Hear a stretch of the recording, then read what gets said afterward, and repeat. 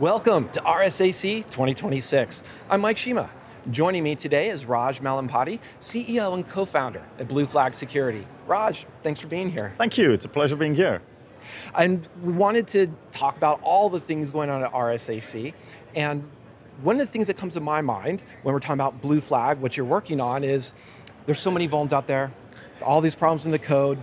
Absolutely. But creds, like identity and access management, seems to be where the risk still is, even though, I'll say this out loud at RSAC, that's not the coolest thing that people are talking about right now. Oh man, I'm insulted there. No, I know, but convince me that it's cool. I know it's important, but yeah. I mean, look, historically, when you think about application security or securing the overall development environment, everybody just thinks about manage the vulnerabilities, identify the vulnerabilities, prioritize them, and fix them. That's good enough.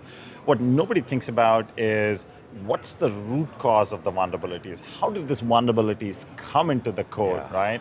Invariably, right, there is no pixie dust that's actually being put across that, right? Fundamentally, there is an identity that brings this vulnerability, right? Not only the vulnerability, but there's also, obviously, there's other kinds of risk that these identities bring in, right? Identities being, and the reason I'm using the word identity is because it's human developers, of course, right? But increasingly, it's the non-human identities, which are also so developers. Many agents, And then last but not the least, it is the AI agents that are being used in the dev environment, right? So net is that, instead of just looking to try and identify and prioritize vulnerabilities, the real way to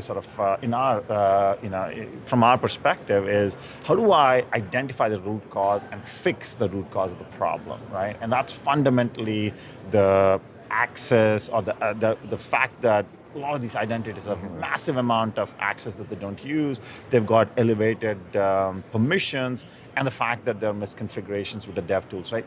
That's the root cause, and that's the core thesis in terms of the company itself. And I definitely want to come back to the fixing those parts in a second, but just to reinforce that point of that identity and access that you're describing, the humans, the non-humans, everybody has so many agents, the open clause, who knows?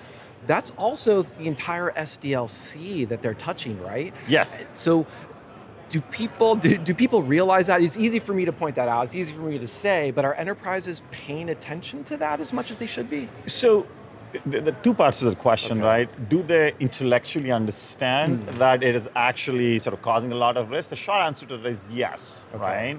But then are they doing anything, and hence are they paying attention to it? The short answer is no, because they have no visibility into all the risk associated with the human developers, associated with the non-human developers, and the AI agents, right? And if you sort of break down the problem, first and foremost is let's at least at a minimum, right, provide visibility into all of these different kinds of identities, right? Then we prioritize it, we help in terms of the remediation, right? So yes, at an intellectual level, if you ask any CISO or any CTO, they understand the fact that these developers, human, non-human, or AI agents, right, bring in a lot of risk, right? But they're not necessarily doing anything about it. They're more focused on managing the vulnerabilities and then fixing some of the vulnerabilities, right? That's really what's the problem there. I'm laughing because just there's a definite trap of it's so easy just to here's my list of CVEs. It's easy to measure, right? And so that's what people just gravitate to because it's easy to see, easy to tick off. And what's not so easy is that visibility. Tell me a little bit more about that, because to my mind, an easy way to respond to that is like, oh, here's a human logging in from some geography that is a couple continents away from where they should be. That's kind of an easy example.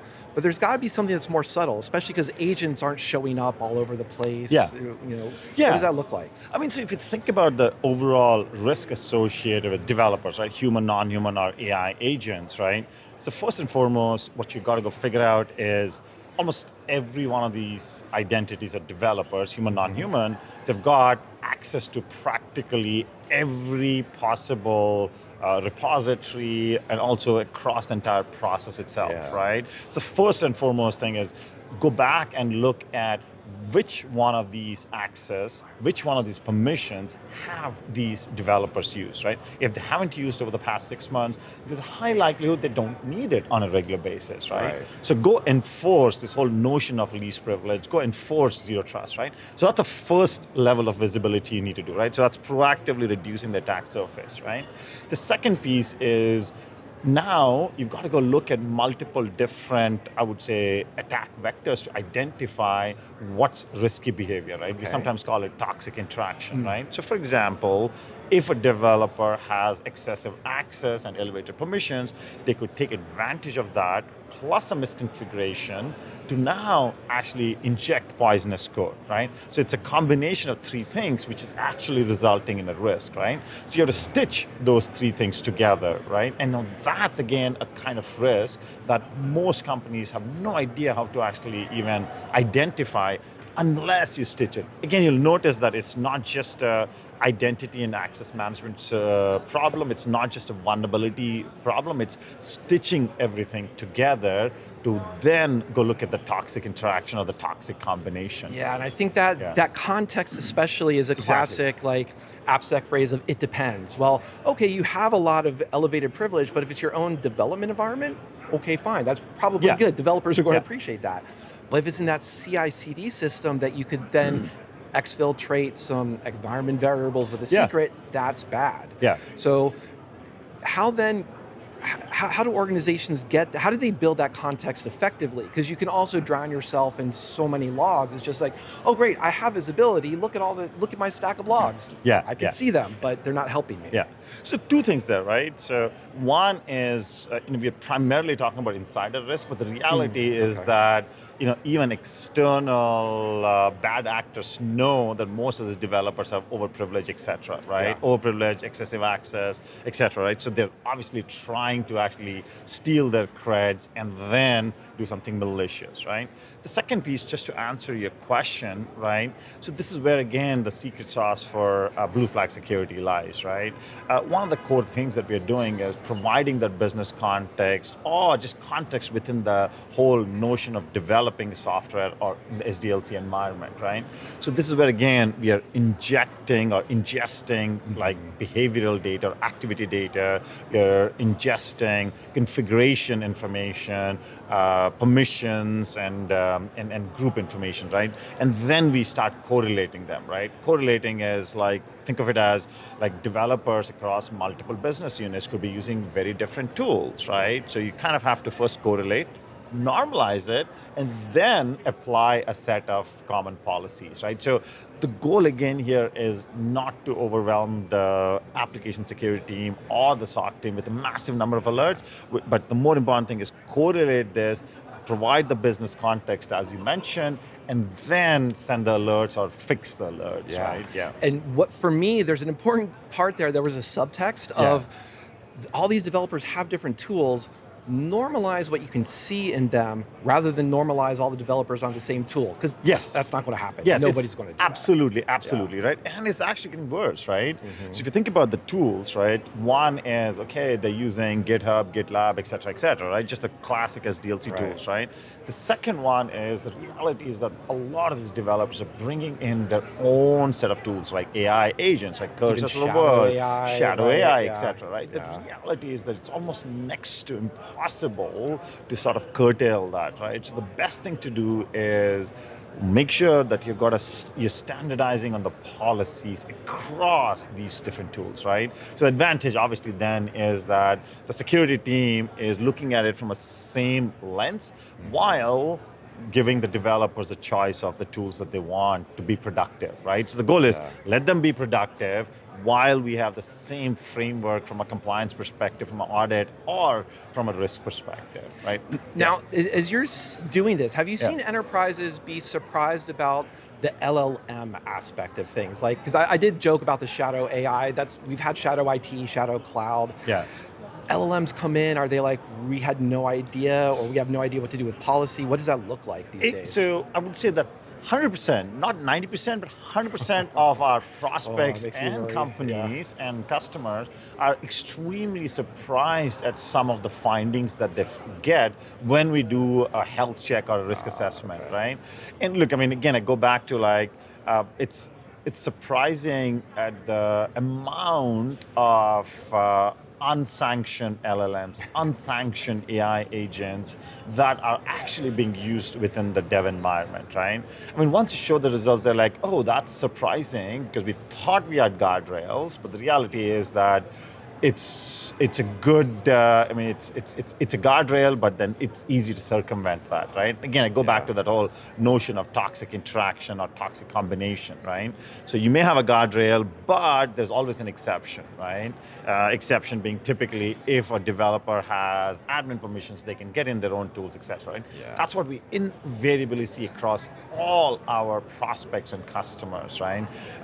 Everybody's surprised at the AI agents that are being brought in, both from a coding perspective, code review, even writing test cases. Everybody's also surprised at the number or at the diversity of LLMs that are being used across their dev environment, right? And the last but not the least, when we show people how overprivileged, all of these different identities are, they are absolutely shocked, right? Because they think that the developers are using most of the permissions, most of the access. The reality is that it's less than 5% of the access is actually being used, right? So 5% being used, as opposed to them assuming that 70 to 80% of it is being used, right? And I imagine the one good thing about fixing permissions is that just takes away things that they weren't using, which is what your point was. And that doesn't mean the build times don't get any longer from that, because that's another trap. You don't want a security tool or a security org that comes in and says, well, we love what you're doing, but we're going to make it twice as long. Developers don't want to hear that. The business don't want to hear that. So I'm going to segue that into what does the business want to hear? Or like if a CISO is looking at, oh, I thought we had guardrails, that doesn't sound like a pleasant kind of surprise. What's some advice that you would have for them to be like, here's some guardrails to put in, or here's where your visibility should actually be? I mean, the big thing that almost every security tool that is securing the dev environment has to do is absolutely do not sort of hinder the productivity of the dev team or the velocity at which you're building, the dev teams are building the product, right? So that's a fundamental sort of core 101, right? So when a CISO is looking at bringing in any security tool, it's all about securing the overall platform and helping them accelerate the dev environment, right? So that's the core thing that they have to look at, right? So that fundamentally means that don't give them way too many alerts and don't give them too many alerts too soon, right? So that's again sort of that's not something that the developers are looking for, right? And look, I mean, when you're trying to, again, I go back to like, if you're removing permissions that the developers are not using, it absolutely does not hinder their dev and their overall development processes or the overall the rate at which velocity at which they're actually building products, right? So that's good, right? Because you're helping secure the dev environment as well as you're helping them from a velocity perspective, or at a minimum, you're not hindering their velocity, right? That's again huge for the engineering teams. And honestly, every engineering team wants to not just deliver products, but they also want to make sure that the code is secure, right? Because if the code is not secure, they have to go back and rewrite the code. It's that extra time for themselves. Exactly. And I think just to tie it together, having that visibility, just be able to build that story of, look, we can show you that you haven't used it for the last 6 months. Exactly. We're taking something away, which sounds scary, but it's more like we're just refining the environment. Exactly. Right. And so the notion is we are adhering to zero trust, right? Or the notion of least privilege. So that's from a security perspective. And oh, by the way, we are absolutely not hindering the velocity at which you're building the product, right? So that's basically the good win-win type of scenario. In fact, a lot of these customers, they let the developers bring in their own tools too, right? Again, and this way you can support it. Yeah, exactly. I think honestly, you've made a cool case for like, making the developers happy, keeping their velocity up, letting them have the tools. So in 15 minutes, you convinced me that this is a cool topic. Thanks, Thank Raj. you. Thank you. And that's the reason why we call it a developer risk and governance platform. And I say risk because it's all about securing the dev environment, at the same time helping them also fix any operational gaps that they have. And that's the perfect message. Thank you so much. Thank you. Well, if you'd like to learn more about Blue Flag Security, please visit securityweekly.com/blueflagrsac. For all of our RSAC 2026 coverage from Cyber Risk Alliance, check out securityweekly.com/RSAC. Stick around. We'll be back after the break.